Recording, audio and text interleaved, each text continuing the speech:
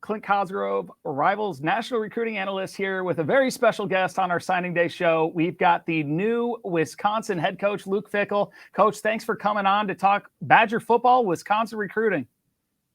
Hey, thanks for having me. I appreciate it. It's a busy day for us, but I know it's a busy day for you as well. Yeah, no, it is definitely a busy day. But I can only imagine how busy it has been for you for what has it been? I don't know, 18, 20 days, making a big transition. And you guys have managed to throw together a heck of a class in a short amount of time. It's a transition probably that wasn't projected, wasn't expected, but it happens. You get this great opportunity. You go to Wisconsin. Just tell me how it has been. First of all, arriving in Madison and then shifting gears and recruiting for a new team and building a new program. Well, it's been exciting, to be honest. I mean, change is always difficult in different ways, but it's also really exciting. And where there's the anxieties up and down of every day because every day's new right now. So I think the energy wise, it's, it can be draining, but it's really exciting. And been here, whatever that is, 17, 18, 19 days. And every single day there's something a little bit new, whether it's recruiting, whether it's coaching stuff. And, but the great thing about it is for all those days, I don't think there's been a day that I haven't been around the guys on this team and the guys within the program. And to me, that's what it was all about getting here as soon as I possibly can, being a part of the bowl prep, going to the bowl with them. Is it difficult? Yeah, it is. And it's uncomfortable at times with some different situations, but you know what? It's about the kids. It's about making sure that we're set for the future. And the future is with the guys that are in this program right now. For sure. Transition can be hard. Those guys were recruited by different staff. You come in, but you're also bringing in new guys. You're coaching the guys that you have. But the one thing across the board and just being connected with the Wisconsin program and covering the Midwest is everybody talks about the relationships that you build in recruiting. For instance, and I'll bring up one of your signees today, a guy I know very well, Amari Snowden. And when you left for Wisconsin, he called me right away, and he had so much respect for you, and you were like a father figure to him almost. And you go into Wisconsin, he was just like lost and sad, and then he finds his way coming back to you again. And I just thought it said so much about your ability to connect with players and develop meaningful relationships. Tell me about the relationship you have with Amari, for instance, and then, what is your philosophy when it comes to, really getting to the nitty gritty and getting to know these kids and bringing them in as almost part of your family? Yeah, I think that's what's probably the hardest about this class is, a lot of those guys in the way that, building those relationships over a year and a half or 2 years. And, Amari is one of those guys that you build over, probably 2 years. And I think it makes it a little difficult when that's the way you've always kind of gone about your business. And all of a sudden you have those changes and you've got 3 weeks. You're not about all the glitz and the glamour and all of a sudden throwing out money and making these promises, which I'm not saying is wrong. It's just everybody goes about their recruiting a little bit different. There's a guy like Amari that you have the utmost respect for, that you're recruiting to play 2 sports.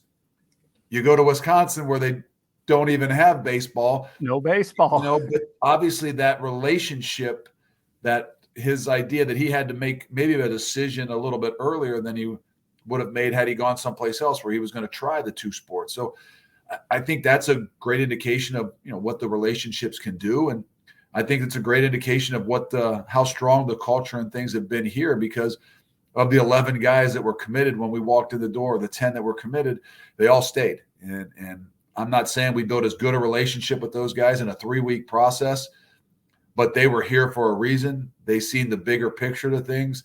And in that short amount of time, they trusted and believed in that blind faith that we talk about, that, hey, what you loved about this place is not going to change. They're just going to be, a different face with a little bit of different ways of doing things. But the culture, the environment, that locker room is really strong. It's not changing. Yeah. And that's another thing that I hear from kids is the culture that you've built. over the years. And obviously your success at Cincinnati speaks for itself, and the guys you've recruited, whether it be Alec Pierce, from Chicago, or Sauce from Michigan. And, I'm excited to see you bring that same type of recruiting philosophy and aggressiveness to Madison. And, there's two guys that I want to talk about in particular. One, a guy who just flipped, and it appears he has signed with Wisconsin, Tretch, a one-time Wisconsin commit that decommitted, when the coaching change happened. How did you get him back in the boat? I got to give a lot of credit to obviously what the guys had done here before and the relationships they had built. But then Coach Brown went out there and spent a day, got to know him, and I wasn't able to get out there. So the good fortunes of, this kind of FaceTime stuff and some of these Zooms that you actually feel like you can get into their home and try to create that relationship with the family that's, so strong in relationships. But I think that's the strength of you saying, well, how'd you guys do that? Well, we were just a little part of that. Well, who did that was Wisconsin. Who did that with those guys before? Who did that were the history of some of the former guys that have been here from, his kind of circles of things. And that's the thing that I'm so excited about, is how strong the brand is throughout the country. And to be able to go to Vegas or Hawaii, wherever you want to say that, Tretch is from, that you still have that incredible draw here. I think that had a lot to do with it, but I also think that, and I hope to believe that the sincerity and the authenticity that whether they felt Coach Brown had when he was out there, or we got an opportunity to do through obviously meetings like this and running into his sister at a restaurant in town that just happened to be by coincidence. There are a lot of things that kind of fell into place in order for that one to kind of work its way out. It almost seems too good to be true. I guess it was meant to be. And, having grown up in Madison, I get the pull and I get the culture and all of that. Another culture guy, and during this change and this process of you taking over, Justin Taylor. He is a guy who, of all the guys, he was the most vocal about on Wisconsin, no matter what happened, whether it was a coach, whoever, any change, he was all about Wisconsin. He was a big vocal advocate for you guys as well. And I tell you what, I've seen him for years, and he is a heck of a football player. Tell me about the relationship you've built with Justin in a short amount of time, and how you guys see him fitting in at Wisconsin. I might need to give a little more credit to Justin and his family, because they have been probably the catalyst to keeping a lot of these guys that, that were maybe not as, set in stone as he was and as strong as he was. And so I think that if I knew anything, I just felt that he was kind of that guy at the center of the communication with a lot of these guys. And he's worked as much as we probably have at not just keeping these guys together, but also getting us involved in a lot of other guys. And he'll continue to do that. So got a good fortune to be able to spend a little bit of time with the family. We actually got cut short from our visit as I was in Chicago, because I had to run back and try to maintain and take care of our own team with guys that are, being pulled away and possible portal guys.